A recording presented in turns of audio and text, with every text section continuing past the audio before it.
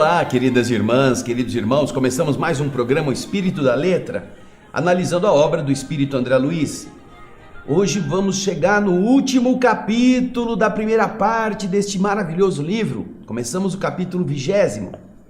E você que está nos acompanhando deve também estar desfrutando dessa beleza. E nós queremos que isso aconteça, porque de verdade são muitos ensinamentos que boa parte dos espíritas não desfrutava, porque tinha receio, porque era uma linguagem difícil, científica, cheia de problemas.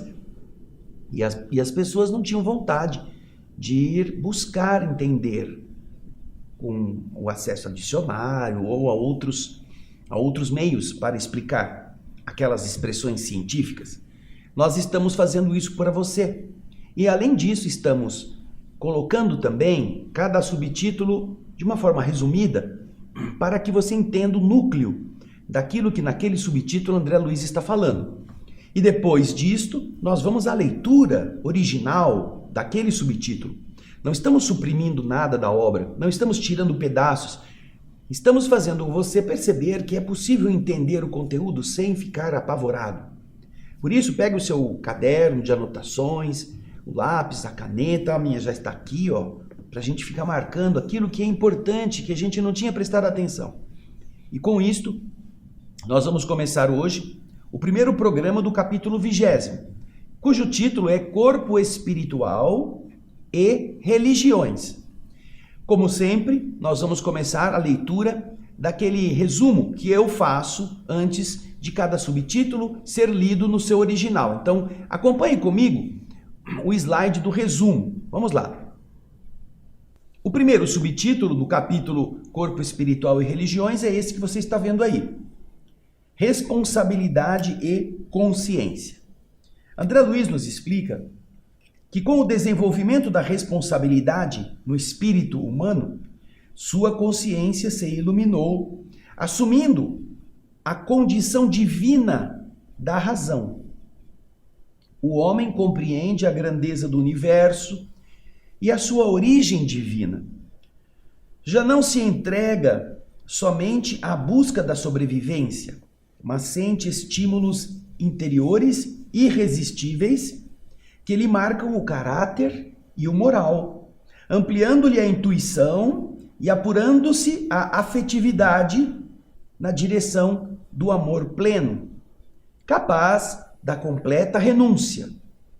O homem pode, à medida em que descobre esse amor pleno, ele pode colocar-se numa condição em que ele renuncia até mesmo à sua própria vida para dedicar-se à vida daquele que ele ama. Então veja só que evolução maravilhosa, né? A responsabilidade, a consciência, a razão, o sentimento e, por fim, a renúncia. Continuará André Luiz, nesse meu resumo, explicando-nos o seguinte. Até o Paleolítico, aquela época em que o homem atingiu pela primeira vez o sentido pleno da razão, até o Paleolítico, ele foi guiado e estimulado pelas inteligências superiores na evolução dos corpos físico e espiritual. Naquele período, no Paleolítico, os desafios das forças da natureza eram ferramentas para empurrar a alma na solidificação de características individuais e coletivas, nas espécies e nas raças. A natureza produziu os desafios pelos quais o raciocínio foi se desenvolvendo até atingir a plenitude. Então, até o Paleolítico, os espíritos estavam tomando conta. Do Paleolítico para frente, quando o homem atingiu o raciocínio, a própria natureza vai fazendo com que ele agora se exercite e ele amadureça. Então agora, depois que nós pudermos meditar a respeito do conteúdo principal, vamos ver o que o André Luiz escreveu mesmo no original do livro, do capítulo 20º. Vamos ao slide. Corpo Espiritual e Religiões. O subtítulo é Responsabilidade e Consciência. André Luiz nos diz o seguinte: à medida que a responsabilidade se lhe apossou do espírito, iluminou-se a consciência do homem. A centelha da razão convertera-se em chama divina. a inteligência humana, entendeu a grandeza do universo e compreendeu a própria humildade, reconhecendo em suas entranhas a ideia indispensável de Deus. Conduzindo-se então de modo racional, experimentou profundas transformações.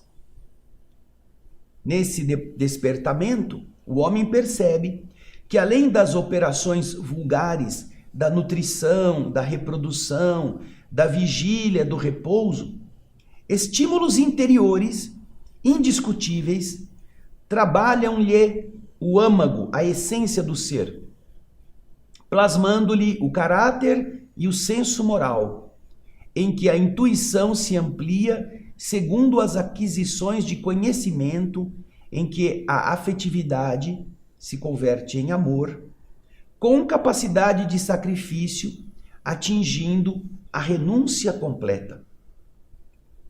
Até a época recuada do Paleolítico, interferiram as inteligências divinas para que o seu veículo físico se estruturasse, dotando-a com preciosas reservas para o futuro intenso, ou futuro imenso, envolvendo-a na luz da responsabilidade, conferiram-lhe o dever de conservar e aprimorar o patrimônio recebido e, investindo-a na riqueza do pensamento contínuo, entregaram-lhe a obrigação de atender ao aperfeiçoamento de seu corpo espiritual. Pode-se aceitar razoavelmente que até semelhante fase, os tremendos conflitos da natureza, em que se mesclavam a violência e a brutalidade, foram lançados à conta da evolução necessária para a discriminação dos indivíduos e agrupamentos, espécies e raças. Assim nós vamos entender que toda uma etapa vai sendo conquistada até chegar nesta área do Paleolítico, quando o homem então descobre que ele passa a ser responsável, ele precisa evoluir o próprio perispírito. Ele tem a necessidade de fazer isso, porque até então os espíritos foram trabalhando com ele para que ele chegasse a esse ponto. Mas a partir daí a consciência lúcida, a capacidade plena, ele passa a ser responsável. Interessante todo este projeto evolutivo, não é mesmo? Mas nós estamos falando, ele está recuando à época do Paleolítico, o homem da caverna, o Homo sapiens sapiens. Agora, o próximo subtítulo vem nos explicar sobre essa ligação com o mundo chamado religioso. Então, acompanhe comigo o resumo do subtítulo Atividade Religiosa. Veja aí na tela.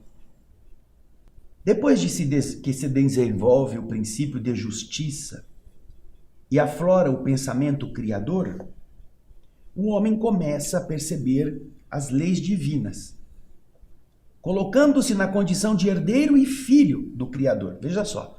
Então, ele vai desenvolver com o seu raciocínio o princípio da justiça e começa a perceber que ele também pode criar. E com isso, ele começa a entender as leis divinas e que ele é o destinatário dessas leis, como filho daquele que criou tudo. Aumenta a sua curiosidade, eleva a observação e se abre, com o tempo, para as revelações do céu. Sentia a necessidade de apurar o perispírito, embelezá-lo, melhorar seus princípios para além do círculo humano. Para isso, o pensamento pede orientação educativa para depurar-se do primitivismo ancestral. Para receber a influência divina, o homem precisa limpar-se da animalidade. E com isso, nasce a atividade religiosa, como uma higiene da alma, encaminhando o ser ao alimento psíquico no fenômeno da mentossíntese, por meio do qual ele elabora e emite ondas eletromagnéticas ao ambiente que o envolve e também recebe as influências exteriores advindas daqueles que o circundam. Desse modo, a ciência médica surgiria como tratamento ao corpo, enquanto que a religião conduziria as civilizações em seu necessário refinamento espiritual, no caminho da inspiração e da disciplina, orientando a evolução do corpo espiritual. Então, vamos percebendo que o homem começa, à medida em que ele desenvolve o raciocínio, ele começa a se sentir inclinado a buscar superioridade, a buscar elevação, a melhorar-se, a querer buscar informações acerca de coisas que ele até então não tinha notado e que agora ele começa a combinar, a perceber, a extrair conclusões. E uma delas é a sua dependência das forças cósmicas, de alguma coisa muito mais poderosa do que ele. Você imagina o homem no Paleolítico? Hoje, atualmente, quando uma tempestade, o céu fica escuro, trovões, relâmpagos, e você mora numa casa de concreto, tijolo, você tem vidros, janelas, você fica lá dentro e se assusta com o barulho do trovão, com a ventania, com o uivar das frestas da porta, da parede, da janela. Você fica agoniado, dá um raio, você parece que o raio caiu em você, de medo que você fica. Agora, você já imaginou um homem sem conhecimento, sem experiência, enfiado dentro de uma caverna, ali, escura, protegida apenas pelo calor do fogo, e lá fora os elementos em uma revolução, raios, trovões, em uma época muito mais ríspida do que a atual, de milhares de anos atrás, com uma atmosfera ainda mais revolta, mais violenta.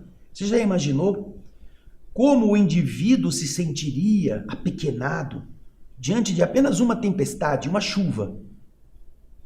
E como ele se sentiria feliz quando tudo passasse? Quando já não houvesse mais o céu escuro, aquelas nuvens borrascosas, aqueles raios, aqueles coriscos cortando, caindo sobre árvores, incendiando troncos. Nossa, que terror para o homem das cavernas. Que força é esta? Quem será que é dono desse poderio? Isso faz o homem se voltar para esse questionamento, já que ele não tem nenhum entendimento a respeito de leis, e aí sua inteligência começa a buscar, avançando no processo evolutivo. E ele percebe então que existe uma coisa maior que ele, da qual ele depende para poder ter tranquilidade, ter a sua vida protegida. Essas forças superiores então surgem no seu caminho como alguma coisa que ele precisa se aliar, ou ele precisa conquistar, e ele vai, com isso, transformando aquilo que era apenas um amedrontamento numa relação. E a gente vai encontrar essa relação em forma de oferendas, de danças, de rituais, para conquistar essa proteção generosa. Então, nós estamos observando que surge, a partir daí, uma ligação do ser pequeno com aquela origem de onde ele emana.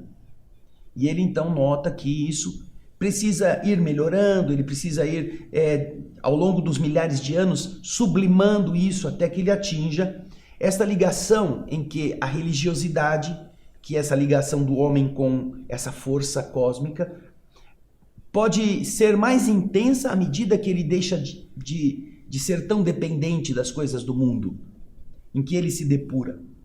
É muito interessante o raciocínio explicativo. Agora então nós vamos acompanhar a leitura deste subtítulo, que é a atividade religiosa. Acompanhem comigo no slide. Estabelecido, porém, o princípio de justiça, e aflorando a mentação, que é o pensamento, a produção do pensamento, que não para mais, porque agora é o pensamento completo, contínuo, aflorando então a mentação incessante, o homem começou a examinar em si mesmo o efeito das próprias ações, de modo a crescer conscientemente para a sua destinação de filho de Deus, herdeiro e colaborador de sua obra divina. Estimula-se-lhe, então, a curiosidade construtiva. Faminto de elucidações adequadas quanto ao seu próprio caminho, ergue as antenas mentais para as estrelas, recolhendo os valores do espírito que lhe consolidam o patrimônio de revelações do céu através dos tempos.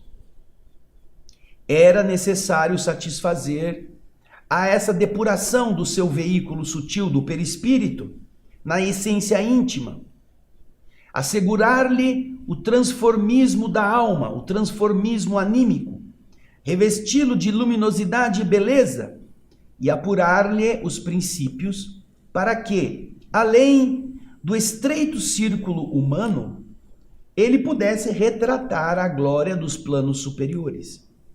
O perispírito também fosse um espelho das forças cósmicas superiores ao ambiente físico. Para fazer isso, o pensamento do ser humano precisa de orientação educativa, de modo a livrar-se, a despojar-se da espessa sedimentação do acúmulo de animalidade que até então tomava conta dos seus impulsos. Exigia-se-lhe a depuração da atmosfera vital. Ele precisava limpar sua psicosfera, aquele ambiente onde a vibração demonstra a sua necessidade de evolução. Era preciso limpá-la. Imprescindível a assimilação da influência divina.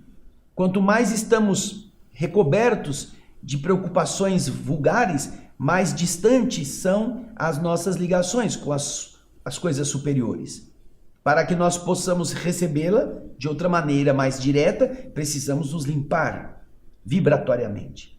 E então, a atividade religiosa nasceu como um Instituto Mundial de Higiene da Alma, traçando ao homem diretrizes à sua nutrição psíquica, ao alimento psíquico, de vez que, pela própria transpiração, ele exterioriza os produtos que elabora na usina mental em forma de eflúvios eletromagnéticos e ondas eletromagnéticas, nos quais estas ondas permitem que se corporifiquem os movimentos, os reflexos dominantes, influenciando o ambiente à sua volta e sendo influenciado pelo ambiente. Então, o homem passa a emitir ondas e receber ondas.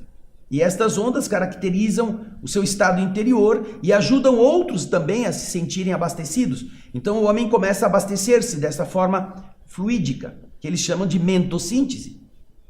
E aí ele continua, André Luiz, nos explicando.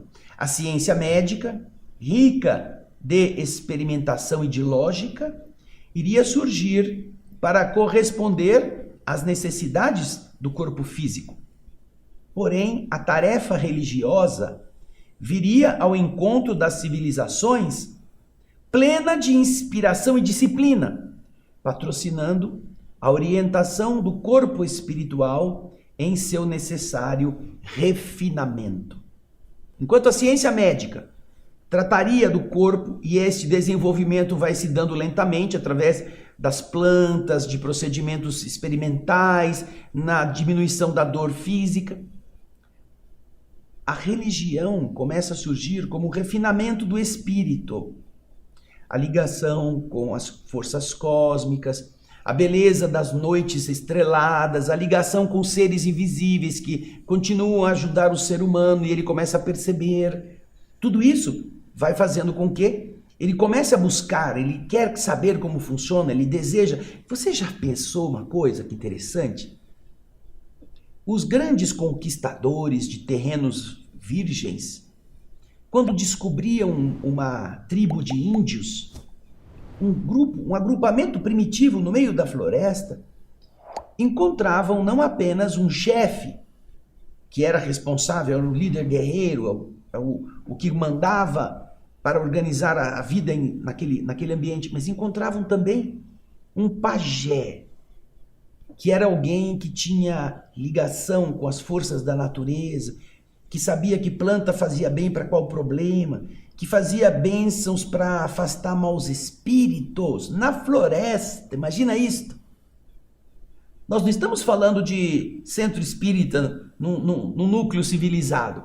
Estamos falando de um ambiente primitivo onde a intuição já desenvolvida permitia que o homem daquele período pudesse estar em contato com forças que os outros ainda não tinham percebido, mas que nele já havia a antena ligada com a parte espiritual da vida. Por isso que nós encontraremos em muitos desses grupamentos o seu chefe e o pajé, que também era um chefe.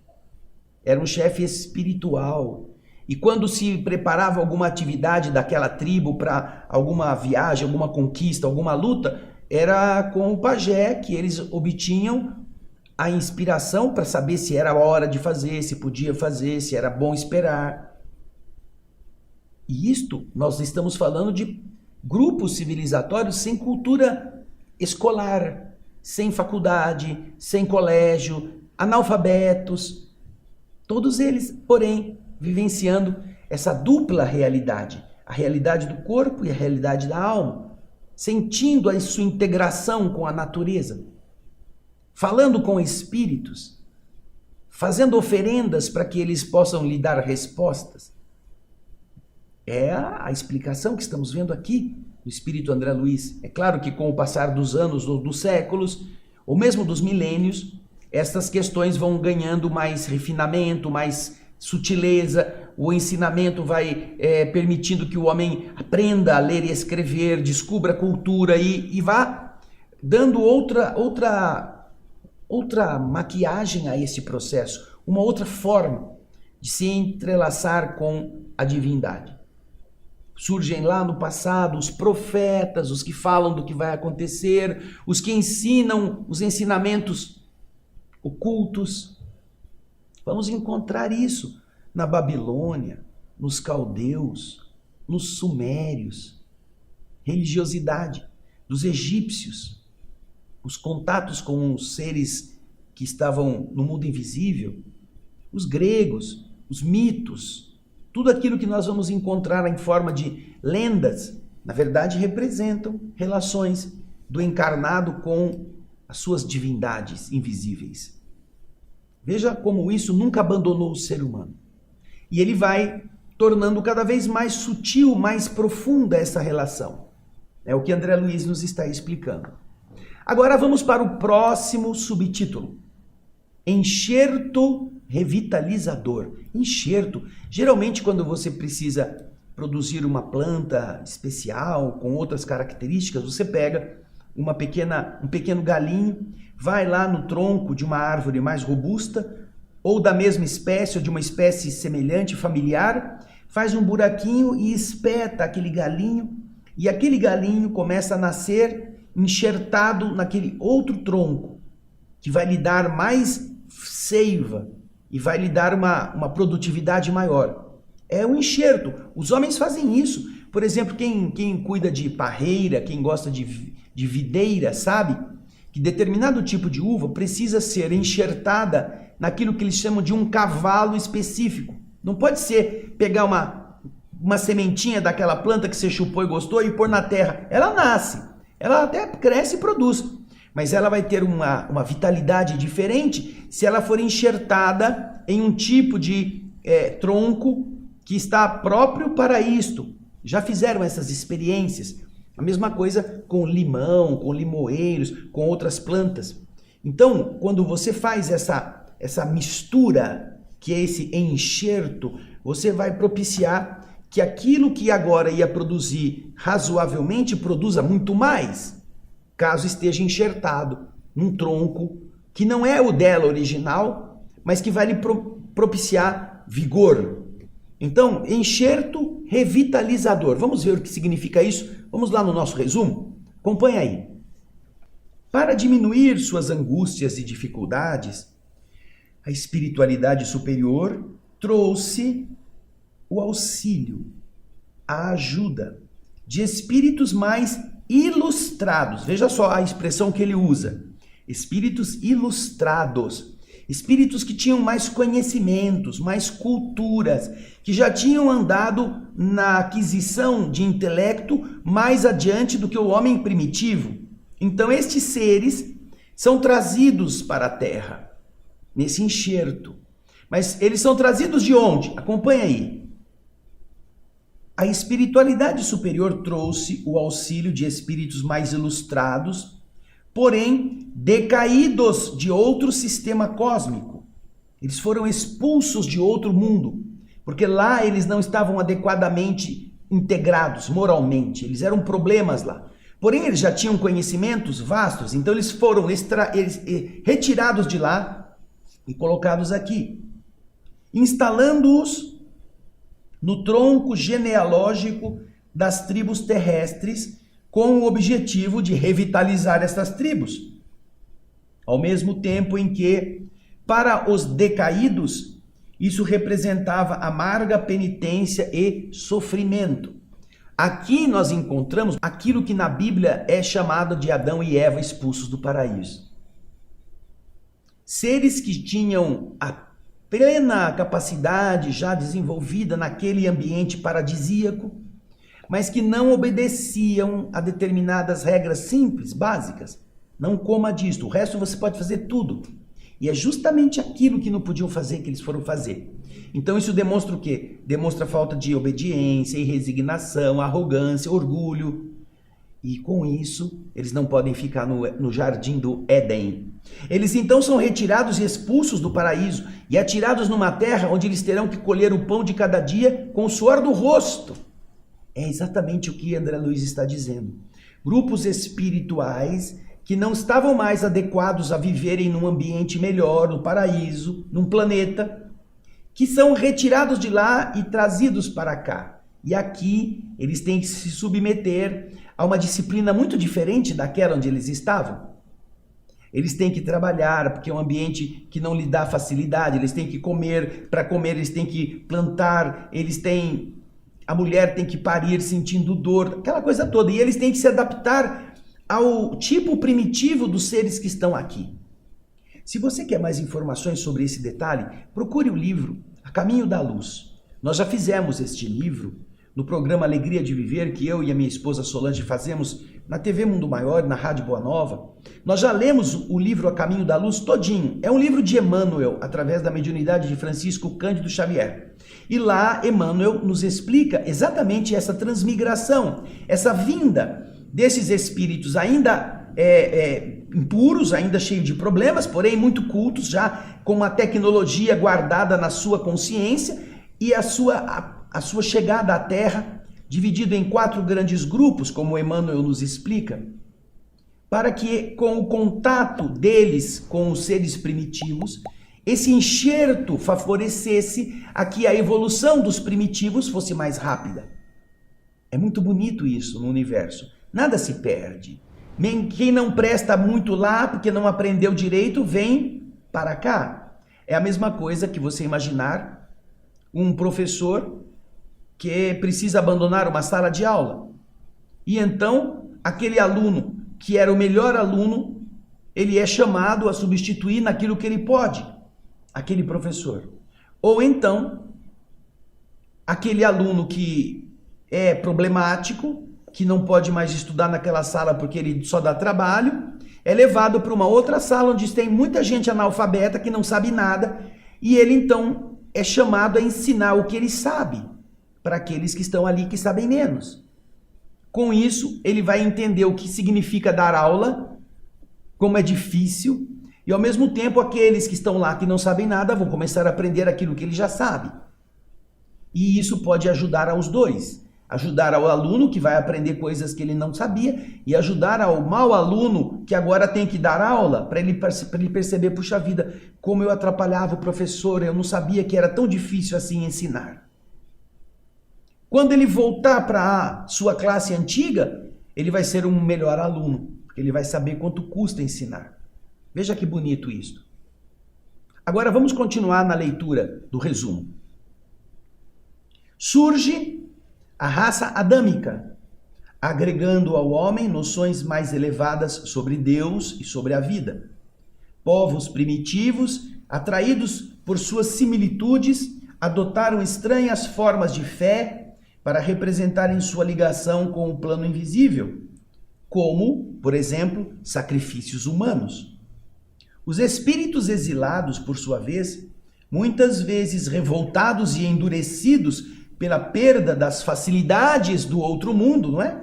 Promoviam nas tabas selvagens cultos sanguinários, desvairando-se em espetáculos cruéis em nome dos deuses inferiores que cultivavam no seio da coletividade.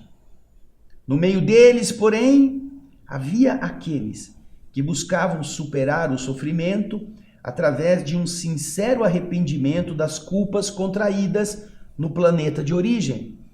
E, apesar das dificuldades no processo da recuperação, passaram a formar núcleos isolados para o cultivo de meditações superiores, visando elevarem-se para merecer retornar ao mundo de onde foram exilados. Então a gente observa que com a chegada destes seres, nós temos duas coisas. Primeiro, eles trazendo aos seres uma relação diferente com as divindades, com as forças do mundo espiritual, além de um impulso tecnológico para o avanço mais rápido.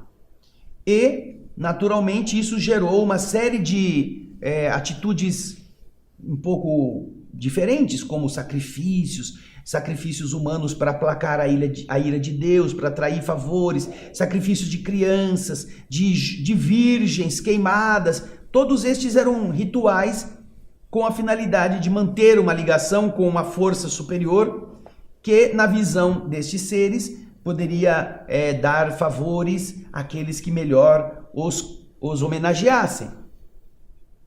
E, naturalmente, quando estes espíritos vindos de outro mundo, chegando aqui, tendo que se relacionar com uma instituição ainda tão primitiva como era a Terra, tendo que viver com seres ainda tão pouco desenvolvidos como eram os humanos primitivos, de onde vem inclusive aquela história de que o homem é decorrência, é oriundo do macaco, porque os seres inteligentes que chegaram tinham que se relacionar com seres tão primitivos, que ainda estavam em corpos ainda tão toscos, que se sentiam como que voltando à selva e tendo que se relacionar com os símios, com os gorilas, os orangotangos, quando na verdade não eram.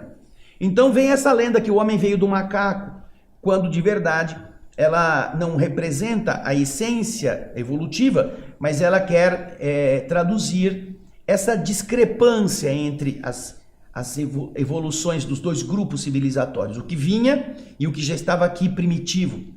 Então você observa que todos eles, quando chegam, às vezes, alguns deles se revoltam. E eles querem então exercer um poder, exercer uma tirania, fazer rituais sanguinários, porque eles se sentem superiores aos seres primitivos que ficam obedecendo tudo que eles mandam. Porém, no meio deles tinha alguns, e aqui nós vamos ver o que Emmanuel vai falar lá no livro A Caminho da Luz, que os egípcios eram os mais elevados deste grupamento. E eles então começam a se unir em grupos para meditar, para melhorarem e com isto poderem voltar ao planeta de origem. Mas agora a gente vai ler o que o Espírito André Luiz escreveu nesse subtítulo. Acompanhe comigo na tela o slide oficial, o slide do livro. Vamos lá. Enxerto revitalizador.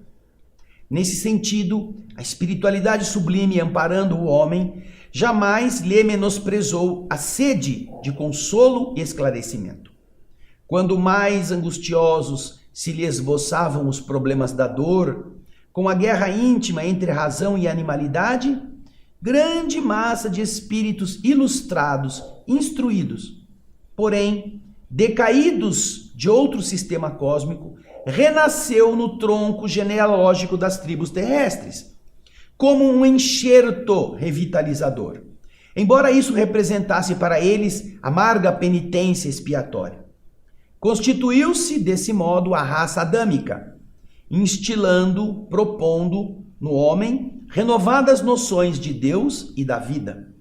Levantam-se organizações religiosas primordiais, povos nômades, aqueles que andam errantes, e agrupamentos escravizados ao solo por extremado gregarismo, aquilo que faz o indivíduo viver em bando, adotaram as mais estranhas formas de fé, a se emoldurarem, a se demonstrarem através da barbárie natural, através do intercâmbio fragmentário com o plano extrafísico.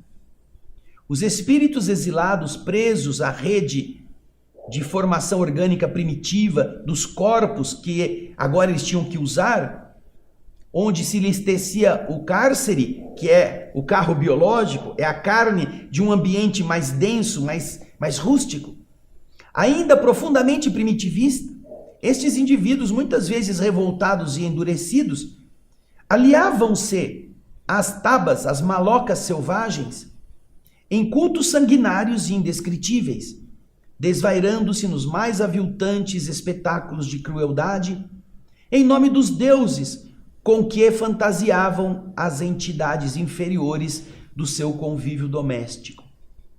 Alguns desses espíritos, porém, movidos de uma compunção, uma pressão obsessiva, entraram em fervoroso arrependimento das culpas contraídas naquele mundo aprimorado de onde eles vinham.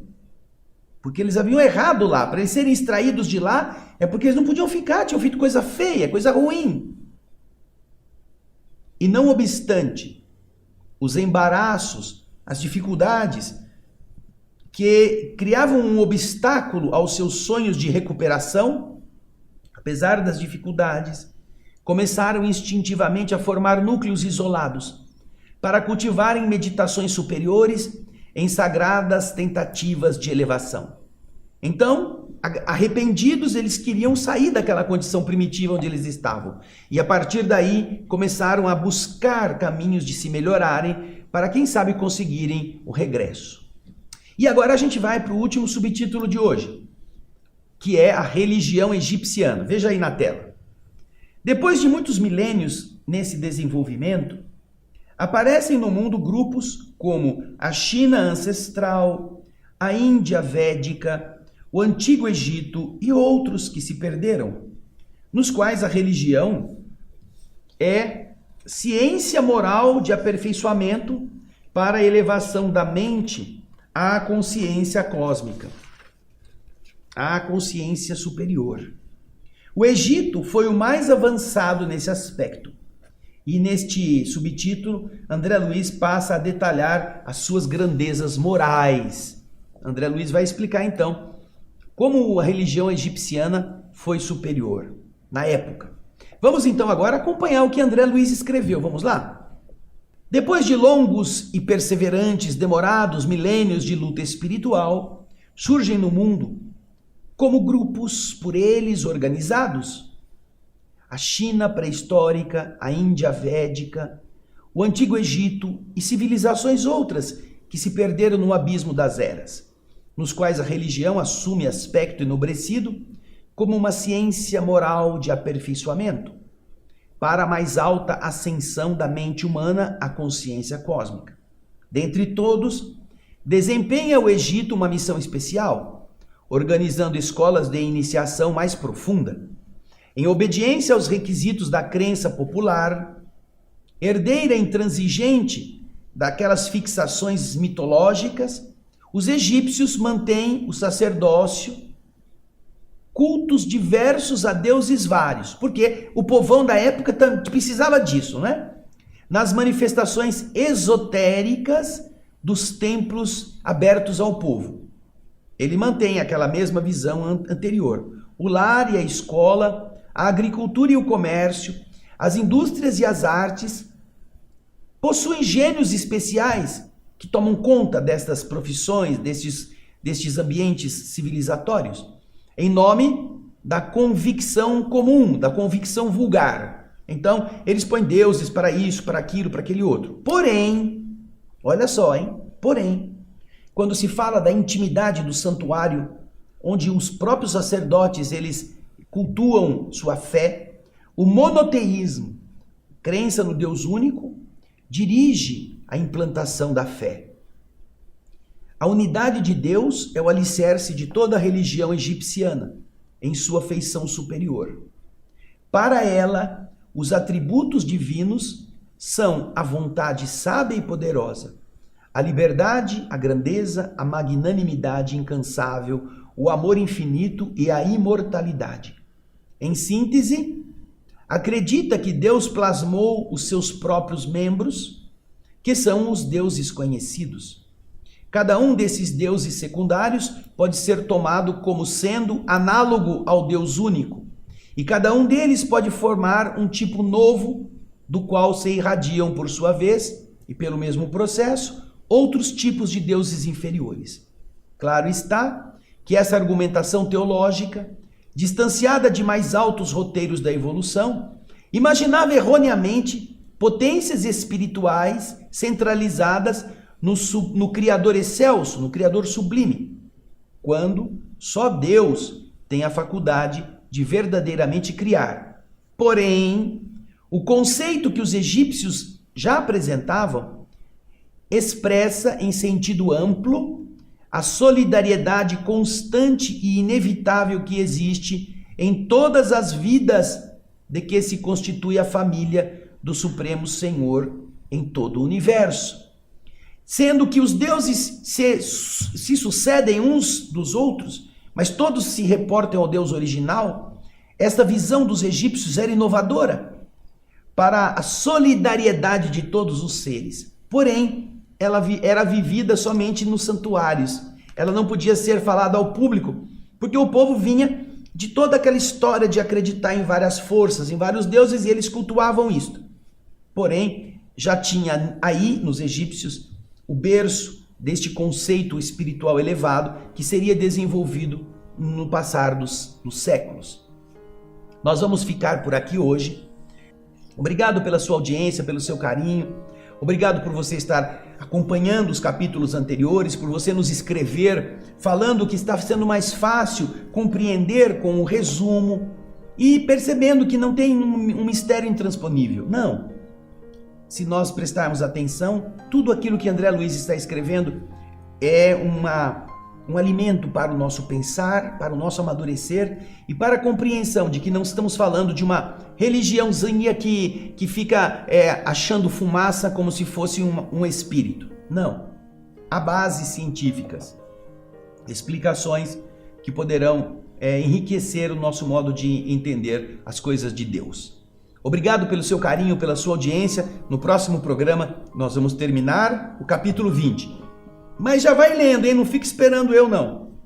Vai já para frente. Esperamos que no próximo dia em que viermos aqui, você já tenha entendido o conceito principal e aí vai ficar mais fácil para você mesmo. Um grande abraço, muito obrigado pela sua audiência. Até o próximo, o Espírito da Letra e muita paz.